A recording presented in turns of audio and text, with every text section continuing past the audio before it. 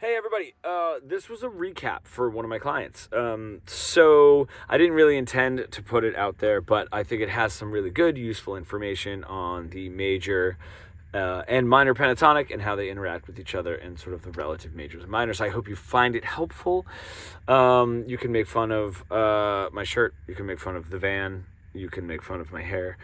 Just because it was meant to just go for a client. But I hope that you like the video. I hope that there's some really good information in there. The relative major and minor was if we're playing A minor and we do our A minor pentatonic.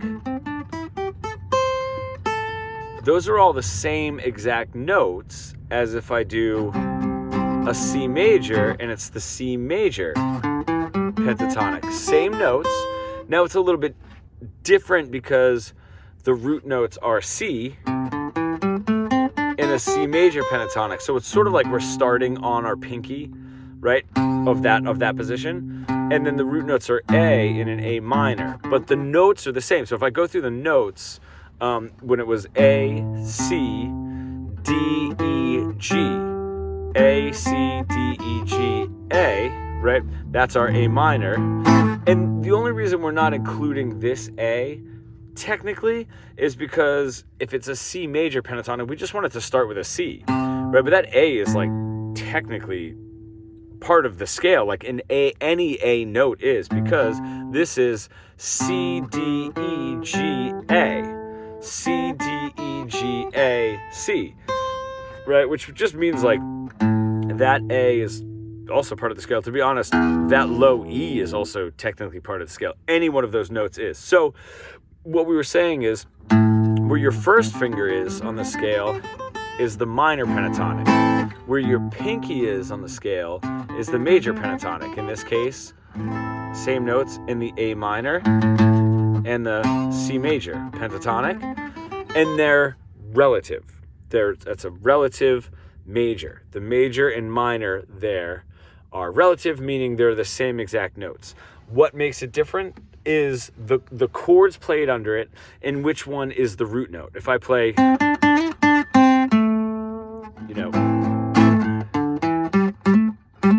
that A feels like the root note. But if I have like the C feels like the root note now.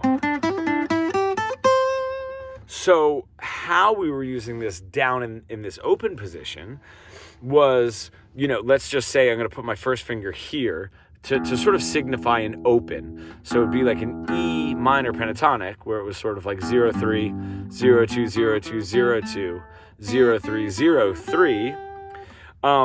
That's the E minor pentatonic. The relative major is G, where my pinky would be, like in that sort of instance, but really where the second note is. I think that's how you wrote it down too.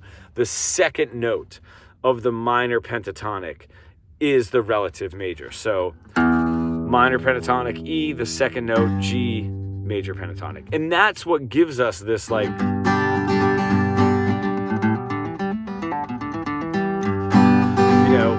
that sort of G chord,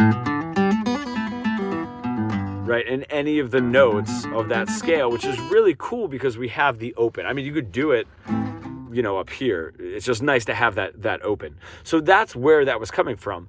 And because it's G major, we can do a G chord, a C chord, and a D chord, which would be our 1, our 4, and our 5 chord of G major. So you can like pick any one of those chords.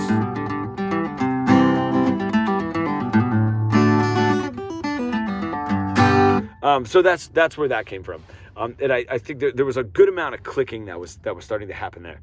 I know that you were sort of saying that your brain wasn't 100% when we were doing the lesson, but there was a lot of clicking that was happening. The other part was when we were sort of looking at the whole half idea of we were sort of doing. You started it in C. I'm just going to hammer it in one more time, just in case, because I know I've been in lessons before where I've been 100% sure that I got it, and then like a couple days later I start forgetting it. But when you were like 1 is C major, 2 a whole step away is D minor, right, and then a whole step away right? And you were like, wait, how is that a whole step? It is.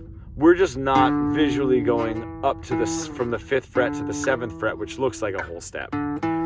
It's the same exact thing. We're just cutting across the strings. So that still is a whole step to E, right? That's our E minor, the 3. And then 1, 2, 3, 4. 4 is an F. So that'd be our 4 chord, F major. 1, 2, 3, 4, 5. Our 5 chord was a G, G major, and then 2, 3, 4, 5. A whole step to the 6, or 1, 2, 3, 4, 5, 6, because I always kind of go back to that major scale. The major scale is the same thing. You know, the major scale is whole, whole, half, whole, whole, whole, and then half to get back into it. And we don't have to just go whole, whole, half, whole, whole, whole, half to start over again. It's the same thing. We're just cutting across the strings rather than just going up linearly, you know? So that's the same thing. Whole, whole, half, whole, whole, whole, half to start it again. So you could do it, you could think of it both ways. Like when I'm trying to figure out a progression, sometimes I just do the major scale, you know, and that's like here, you know, when we're doing our 1, 4, 5, like the Jack Johnson song or whatever it is, in G, I almost think of it rather than doing like, okay, 1, okay, whole, whole, half to the 4. I just sort of take the major scale. 1, 2, 3, 4. All right, there's my 4 chord. 1, 2, 3, 4, 5. Okay, there's my 5 chord. The way that settled at the end of the lesson, I think that was pretty solidified.